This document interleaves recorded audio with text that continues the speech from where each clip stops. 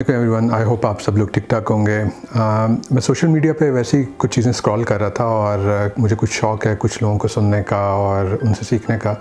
तो एक बड़ा मज़े का कॉन्सेप्ट मुझे सुनने को मिला। एक कन्वर्सेशन थी दो लोगों के दरमियान।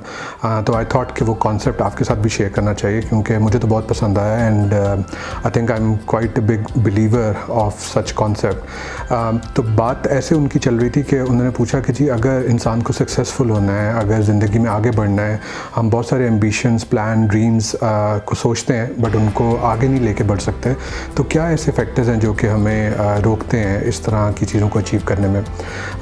तो उन साहब ने ये जवाब दिया कि I always suggest those people कि आपके अंदर विटामिन एन की कमी है। तो उन्होंने कहा ये विटामिन एन क्या है, हमने तो नहीं कभी इसके बारे में सुना, ये बिल्कुल एक अलग चीज़ आप हमें बता रहे हैं।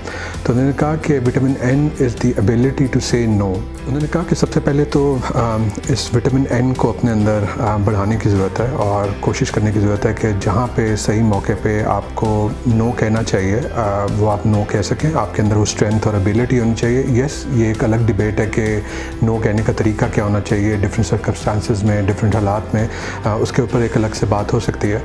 बट सेइंग नो बहुत इंपॉर्टेंट है हमारी लाइफ के अंदर। तो हमारे अंदर वो एबिलिटी होनी चाहिए कि हम सही वक्त पे किसी चीज़ से किसी को मना कर सकते हो। सेकेंड, उन्होंने कहा कि आपको ज़िंदगी के बारे में कंप्लेन करना छोड़ देना चाहिए। हम अक्सर क्या करते हैं कि हम ख़ुद तो सही एक्शंस नहीं ले पाते, ख़ुद तो सही चीज़ें नहीं कर पाते, बट हमारे एक्सक्यूज़ और हमारी कंप्लेंट्स होती हैं दुनिया के बारे में, पॉलिटिक्स के बारे में, मुल्क के बारे में, हमारे इर्द गिर्द के लोगों के बारे में, ख़ास तौर पे जो हमारे करीबी रिलेटिव्स होते हैं। मैं उस पर तो मुझे बहुत ही ज़्यादा अफसोस होता है जब हम उनके बारे में कंप्लेन करते हैं और जब हमें पता है कि वो हमारा क्लोजेस्ट सर्कल है और हमने उनके साथ ही अपनी ज़िंदगी गुजारनी है और हम उन्हीं के बारे में ज़्यादा कंप्लेन करते हैं। तो आई थिंक ये सबसे अफसोस की बात होती है अगर कोई ऐसी सिचुएशन में ज़िंदगी गुजार रहा है कि उसको अपने करीब के लोगों के बारे में ज़्यादा कंप्लेन करना पड़ता है। एनीवेज़, तो स्टॉप कंप्लेनिंग एक दूसरा फैक्टर है जो कि बहुत इंपॉर्टेंट है हमारे लिए, कि अगर हमें ज़िंदगी में अपने एम्बिशंस और ड्रीम्स को परस्यू करना है तो ये कंप्लेंट्स करना छोड़ देना चाहिए और हमें एक्शंस लेने चाहिए और हमें ये कोशिश करनी चाहिए कि हम जो चीज़ें हमारे अपने कंट्रोल में हैं कम से कम उनको ठीक करने की कोशिश करें और उनके ऊपर एक्शन लेने की कोशिश करें। सेकेंड, उन्होंने कहा कि स्टार्ट सेटिंग प्रायोरिटीज़। ये अगेन हमने भी इसके ऊपर काफ़ी दफ़ा बात की कि प्रायोरिटी सेट करना बहुत ज़रूरी है हमारी ज़िंदगी के अंदर। हमारा डिलेमा यही है कि हम आज सोचते हैं कि हमने ये चीज़ें करनी है। जो ओवर एम्बिशियस लोग होते हैं मेरी तरह के, वो बहुत सारे आइडियाज़, बहुत सारी चीज़ें सोच रहे होते हैं बट उनके ऊपर सही टाइम पे सही एक्शन नहीं ले पाते और उसकी वजह यही होती है कि हमने अपनी प्रायोरिटी सेट नहीं की होती।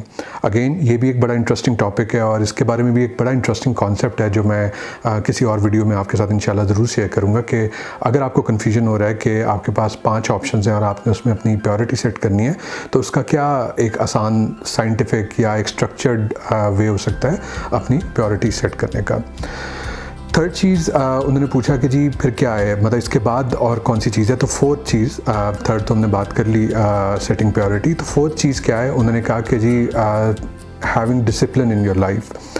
तो ये भी अगेन आई थिंक बड़ा अच्छा एक कॉन्सेप्ट है और एक बड़ी इम्पॉर्टेंट चीज़ है कि अगर हम अपनी लाइफ में डिसिप्लिन्ड हों, हमें पता हो कि हमने कौन सा काम किस वक्त करना है, तो आई थिंक ये बहुत आपकी ज़िंदगी में आसानी पैदा करता है।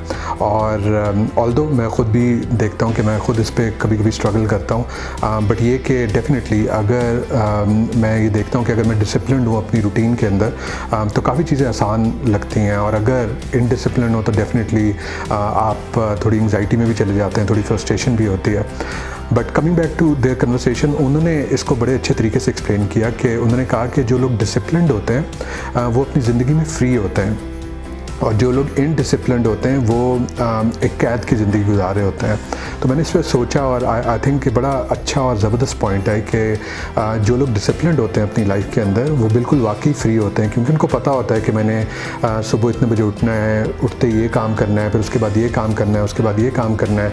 यस, वो किसी एक स्ट्रक्चर की कैद में ज़रूर हो सकते हैं बट मेंटली, फिज़िकली और अपने एक्शन वाइज वो फ्री होते हैं क्योंकि उनको पता है कि हमने इस पैटर्न को फॉलो करते हुए अपने काम करने हैं और वो काम कर भी लेते हैं। उसके बरक्स ऐसे लोग जो मेरी तरह इनडिसिप्लिन्ड होंगे वो एक कैद में होंगे, क्योंकि जब वो सुबह उठेंगे उनको पता नहीं चलेगा मैंने क्या करना है। वो पहले मोबाइल उठाएंगे, दो सोशल मीडिया की पोस्ट देखेंगे, उससे फ्रस्ट्रेट होंगे, फिर वो टीवी देखेंगे, न्यूज़ देखेंगे, उससे फ्रस्ट्रेट होंगे, फिर क्योंकि उनको पता नहीं इसके बाद क्या करना है तो घर वाले अलग कह रहे होंगे कि आपका आज क्या प्लान है, तो आपको पता नहीं होगा कि आपने क्या जवाब देना है।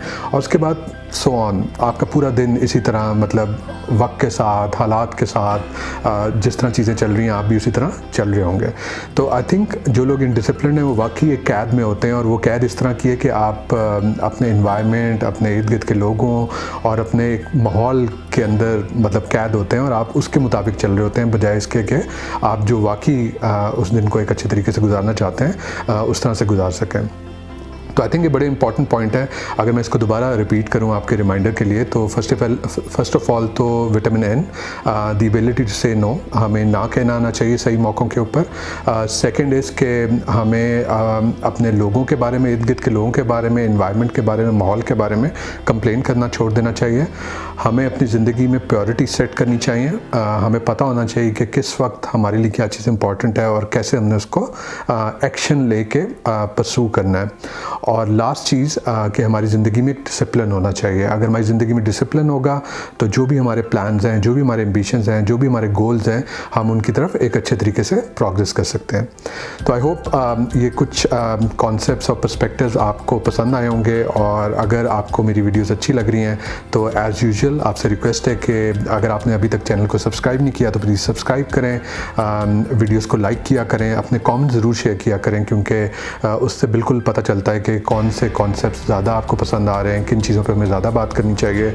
और फिर अगर आप ये सारी चीज़ें ऑलरेडी कर चुके हुए हैं तो अपनी फैमिली में, अपने दोस्तों में, अपने कॉलीग्स में इसको शेयर करना ना भूलिएगा। Thank you very much for watching.